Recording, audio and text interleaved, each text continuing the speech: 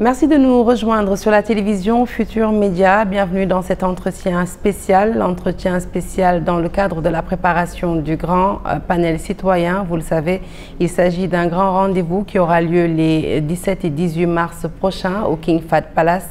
Il s'agira pour les gouvernants de rencontrer les citoyens pour discuter de leurs préoccupations, des questions de l'heure, de développement économique et social. Et pour la première de ce grand panel citoyen, nous avons, dans le cadre de cet entretien spécial, l'honneur de recevoir Monsieur le ministre de l'Enseignement supérieur, de l'Innovation et de la Recherche. Il s'agit de Monsieur Moussa Baldé. Monsieur Baldé, bonjour. Merci d'avoir accepté l'invitation et merci de nous recevoir chez vous. Merci beaucoup, Sarah. Je vous remercie pour l'invitation et je vous dis bien sûr bonjour et bonjour à tous les téléspectateurs de la Terre. Alors, Monsieur le ministre, sans transition, nous allons tout de suite démarrer cette interview en vous posant cette question. Comment se porte le secteur que vous dirigez, le secteur de l'enseignement supérieur, de la recherche et de l'innovation? Alors, comment se porte l'enseignement supérieur, la recherche et l'innovation au Sénégal? Bon, on va peut-être un peu revoir l'actualité de ces 4 derniers mois, puisque moi je suis arrivé il y a 4 mois. Alors, il y a à peu près 2 mois, nous avons inauguré une des plus belles universités du Sénégal, c'est l'université Amadou Mahtar Mbow, qui va probablement participer de façon décisive dans l'amélioration de l'accueil de nos étudiants et bien sûr augmenter, disons, participer à l'élargissement de notre carte universitaire. L'actualité aussi, c'était le classement de l'université Cheikh Anta Diop de Dakar, qui a été classée première université francophone. Je pense que aussi, ça aussi c'est un baromètre. L'actualité, c'est aussi le concours d'agrégation de médecine. Il y a à peu près un peu plus d'1 mois, il y a eu le concours d'agrégation de médecine et nous avons eu 68 nouveaux agrégés. Et les Sénégalais, nos candidats, ont été majeurs de promotion sur au moins, je pense, 90% des concours, des spécialités. L'actualité, c'est aussi, il y a 3-4 jours, nous avons appris avec plaisir qu'un de nos jeunes collègues, Mohamed Moustapha Fall, a remporté le prix Ramanujan pour les jeunes mathématiciens. C'est le deuxième Africain à l'emporter. Après, il y a 10 ans, un de nos amis que je connais bien, M. Philibert Lang, avait remporté ça, c'est un Gabonais. Et donc, je pense que cette actualité montre que le sous-secteur de l'enseignement supérieur, de la recherche et de l'innovation se porte bien, puisque, en tout cas, dans les campus pédagogiques comme dans les campus sociaux, il n'y a pas de perturbations particulières, les cours se déroulent normalement, les examens aussi. Et une autre bonne nouvelle que j'avais oubliée, mais qui est d'une importance capitale pour notre enseignement supérieur, c'est l'ouverture par le président de la République des classes préparatoires au Sénégal. Vous savez, depuis notre indépendance, nous envoyons nos meilleurs étudiants aller faire prépa en France en particulier. Il se trouve que quand même former des élèves jusqu'au bac et envoyer les meilleurs à l'étranger sans la garantie du retour, c'était un peu, c'était pas très bénéfique pour notre pays. Et à partir de cette année, nous avons ouvert nos classes préparatoires dans l'espoir de former nos meilleurs étudiants ici au Sénégal et dans l'espoir de les garder chez nous pour qu'ils participent à l'émergence de notre pays. Donc voilà, entre autres, en tout cas, des faits qui me font à dire que l'enseignement supérieur et la recherche se portent très bien au Sénégal, parce que tout ça est une conséquence d'une vision, c'est la vision du président Macky Sall, qui, lorsqu'il est arrivé au pouvoir, a organisé très rapidement les concertations nationales sur l'enseignement supérieur. Ces concertations ont été très très larges, elles ont été dirigées par le professeur Souleymane Bachir Diagne. Tous les acteurs vraiment du monde de l'éducation et de l'enseignement supérieur avaient participé, et vraiment de ces concertations, le président il y a eu 70 recommandations et le président avait pris 11 décisions que nous sommes en train de mettre en œuvre.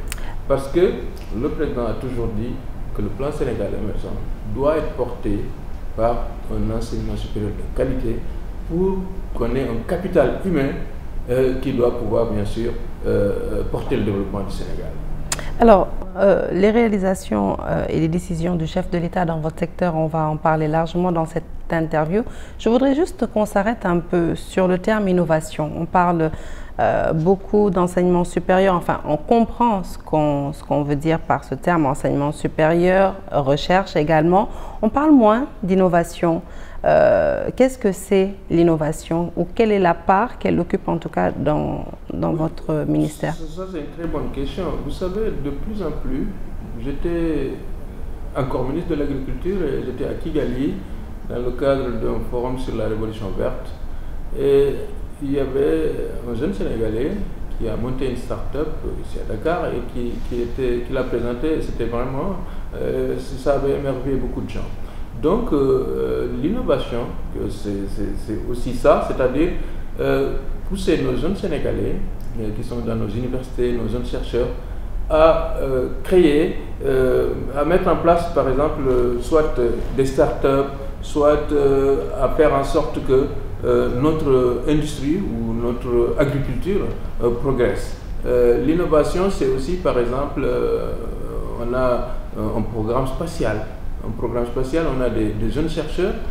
J'aime bien ce programme parce qu'ils ne vont pas peut-être mettre tout de suite en place un satellite qui va aller sur Mars. Mais ce qui est important dans ce programme, c'est que ce sont des jeunes Sénégalais qui sont formés, qui sont en train par leurs mains, de mettre en place ce petit satellite pour le Sénégal.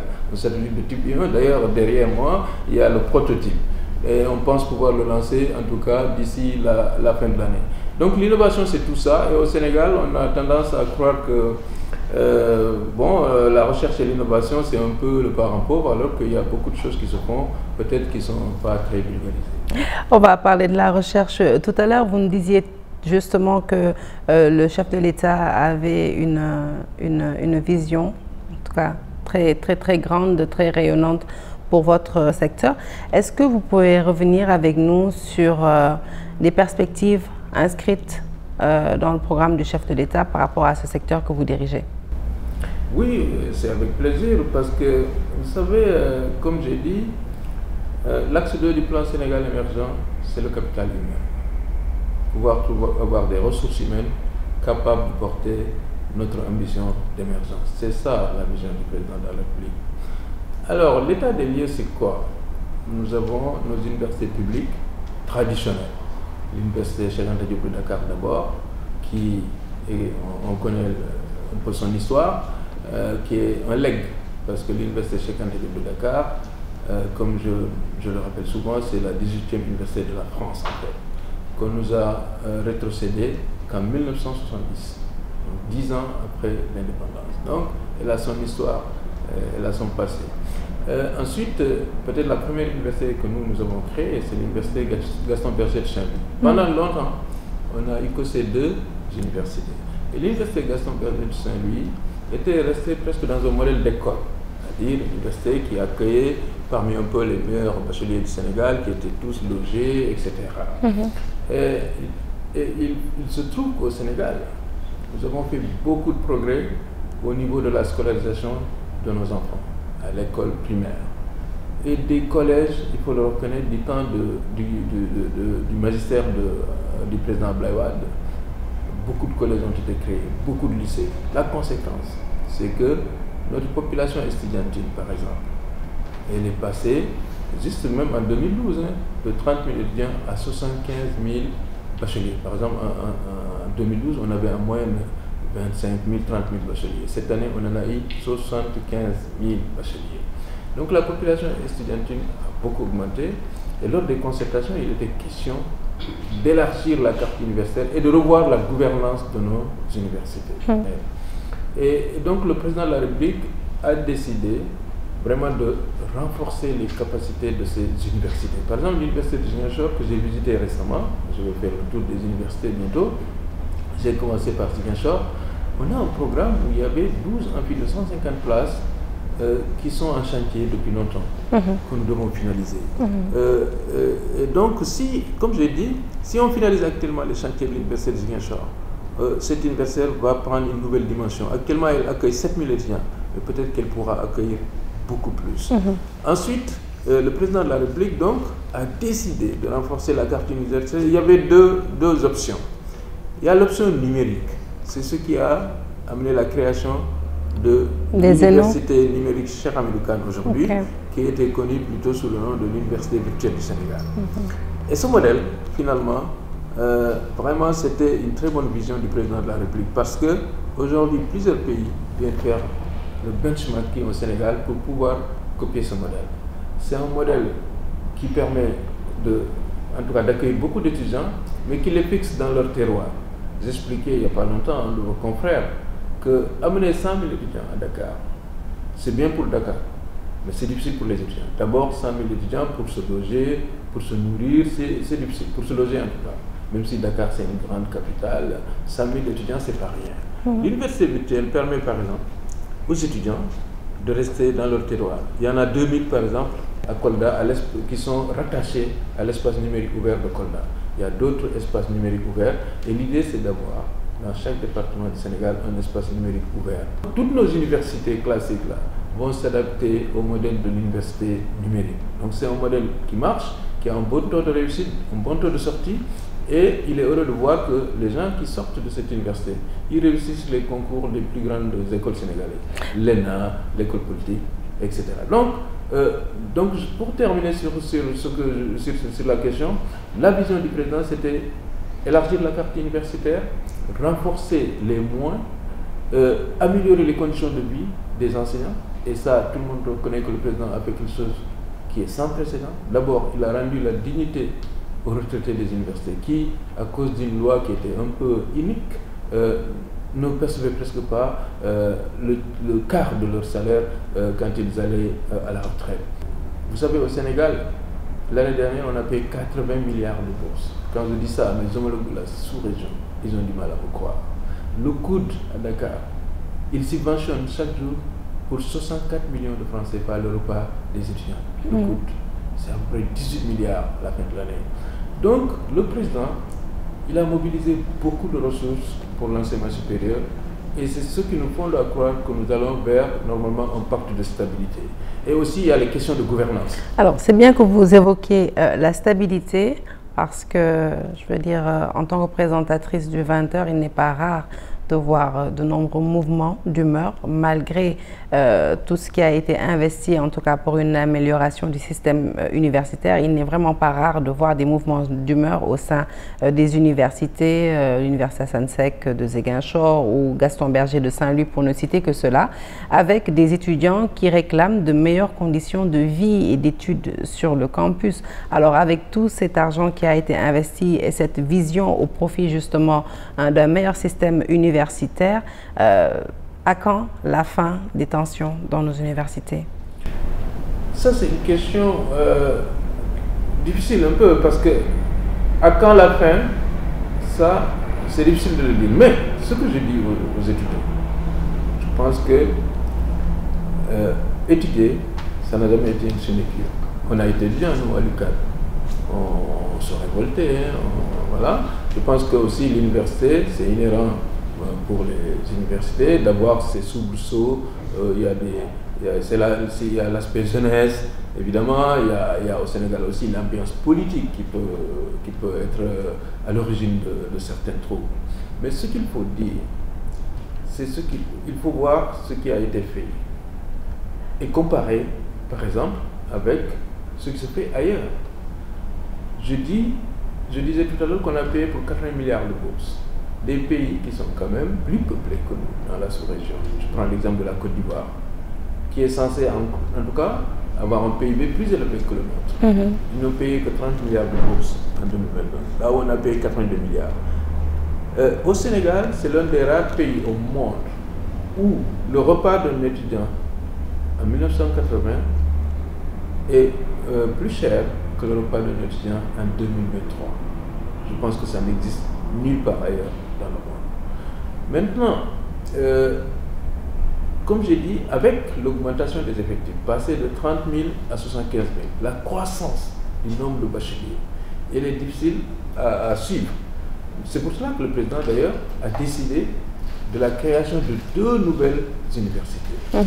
L'université de Matam et l'université du Sénégal oriental. Ces universités qui vont être vraiment dans l'arrière-pays, à Matam, vont permettre à toutes ces zones de pouvoir, par exemple, faire de l'enseignement supérieur sans venir vers la côte. Et donc ça, c'est extrêmement important. Mais il y a un autre volet très important dans ce qu'a fait le président de la République. Ce sont les instituts supérieurs d'enseignement professionnel. Parce qu'on a remarqué que notre enseignement supérieur, qui au début, comme je dis, est un legs, en général, il ne forme pas à des métiers.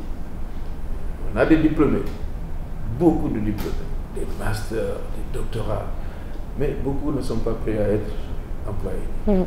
L'employabilité était un vrai problème. Et toujours dans le cadre de la concertation nationale, il a été décidé par le président de créer ces instituts supérieurs d'enseignement professionnel. Alors, monsieur le ministre, nous allons parler de recherche scientifique qui semble être le parent pauvre, on va dire, du système éducatif national, bien que le Sénégal ait rejoint l'initiative des conseils subventionnaires de la science en Afrique subsaharienne. Je pense que ça remonte à 2015, ça fait 8 ans maintenant. Quels sont les résultats probants issus de ce partenariat sud-sud, on va dire? Alors, on a tendance à dire, c'est probablement pas, que la recherche, c'est le parent pauvre. Il faut dire que là aussi, il faut nuancer un peu. Parce que c'est vrai, moi je suis enseignant-chercheur, donc je reconnais que jusqu'à l'avènement des écoles doctorales, les chercheurs sénégalais, en fait, c'était un peu la débrouillardise, il faut le reconnaître. On avait quand même au Sénégal ce système de voyage d'études qui permettait aux enseignants-chercheurs, tous les 2 ans, de pouvoir se rendre dans un labo de leur choix. En général, c'était en France, avec une prime et un billet d'avion repas. Après la réforme LMD, on est passé aux écoles doctorales. L'idée, c'était qu'il fallait financer les écoles doctorales avec plus ou moins de succès. Mais quand le président Macky Sall est arrivé, donc, comme toujours je dis, dans le cadre de la concertation nationale, il a été question d'équiper les laboratoires. Actuellement, nous sommes dans un programme qu'on est en train de finaliser de plus de 52 milliards d'équipements de laboratoire. Ensuite, il y a eu la Cité du Savoir que j'ai visitée le vendredi dernier. L'idée de la Cité du Savoir, c'est une très bonne idée pour la recherche. C'est un centre de mutualisation. Par exemple, l'État a acquis 2 microscopes, vraiment de dernière génération, pour permettre à nos chercheurs de toutes les universités et instituts de recherche du Sénégal de pouvoir venir à Diamniadio et d'utiliser ce matériel. Il y a un microscope qui fonctionne déjà et mon objectif c'est de faire fonctionner la Cité du Savoir. Parce qu'à côté de ces microscopes, nous avons le supercalculateur. Un supercalculateur qui était censé booster vraiment la recherche sur le plan de, par exemple, le climat, la recherche sur même l'agriculture, la recherche au niveau de Pasteur, etc. Alors, j'aimerais qu'on s'intéresse à un programme de financement qui s'appelle le FIRST, qui fait partie justement de cette initiative dont je vous ai parlé tantôt, qui est logé à la direction de la recherche et qui financerait entre 15 à 20 projets de recherche par an. 15 à 20 projets de recherche par an, ne trouvez-vous pas que c'est peu? Est-ce que vous avez en tout cas cette ambition de franchir ce cap en accroissant les financements? Et le poste, c'est une bonne idée qu'il faut renforcer, je suis d'accord, parce que financer des projets qui sont vraiment considérés comme innovants, ou en tout cas des projets qui sont capables de faire avancer la recherche dans des secteurs bien définis, je pense que c'est une très bonne chose et je suis prêt pour le renforcement. Mais à côté de ça, il faut noter que le président Macky Sall, lui, a décidé de soutenir la recherche au niveau africain à travers le CAMES. C'est pour cela qu'il a initié le prix Macky Sall pour la recherche, qui est doté de 100 millions de francs CFA. La dernière fois, il y a 3 chercheurs lors de l'inauguration de Amadou Matambo qui ont bénéficié de ce prix. Il a été décidé de mettre en place un plan stratégique national pour la recherche. Ce plan stratégique est quasiment finalisé. il y aura bientôt un atelier de validation. Le but de ce plan, c'est de prendre en charge toutes ces questions. Comment financer la recherche, comment équiper nos labos, etc. etc.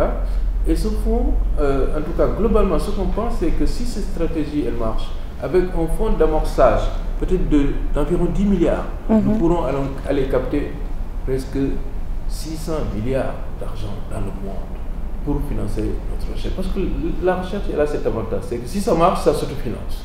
Ça s'autofinance. Donc, vivement, bientôt, je pense, ce plan, et on parlera avec moins de dédain du financement de notre recherche comme étant le parent pour l'université. Alors, on va s'intéresser aux femmes dans la science. Préjugés sociaux, challenges professionnels, c'est beaucoup de défis qui entravent souvent les carrières scientifiques féminines. Et pourtant, nous avons chez nous des parcours inspirants qui nous prouvent tous les jours que le genre importe vraiment peu lorsqu'on est déterminé à embrasser une carrière dans le domaine des sciences.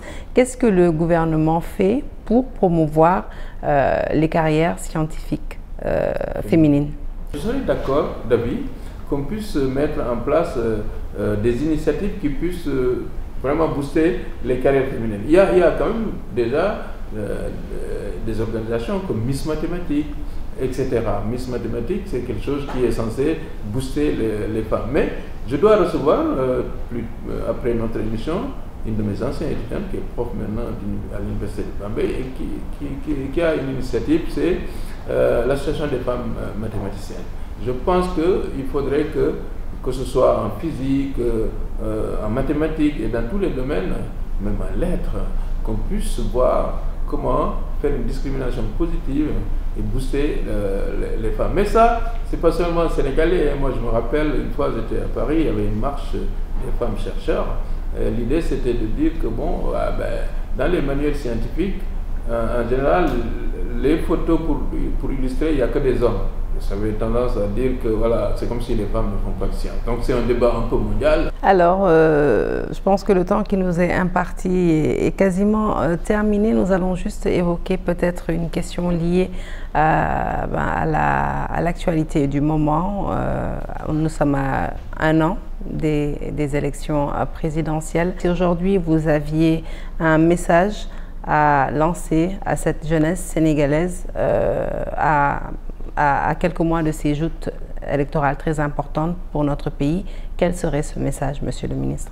Je demande aux jeunes de ne pas céder au populisme, de croire en eux d'abord, de croire au Sénégal, de comprendre que le monde est en crise, mais que les crises, on ne les résout pas en allant se diffuser dans la violence ou dans l'extrémisme.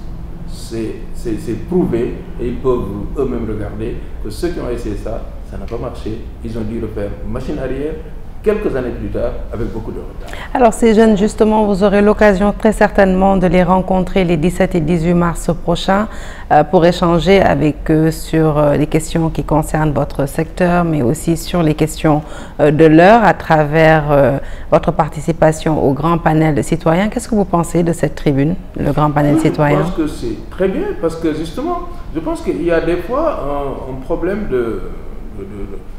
on va dire, de communication qui est due au fait qu'actuellement la communication, elle se passe sur des canaux où l'information est brute.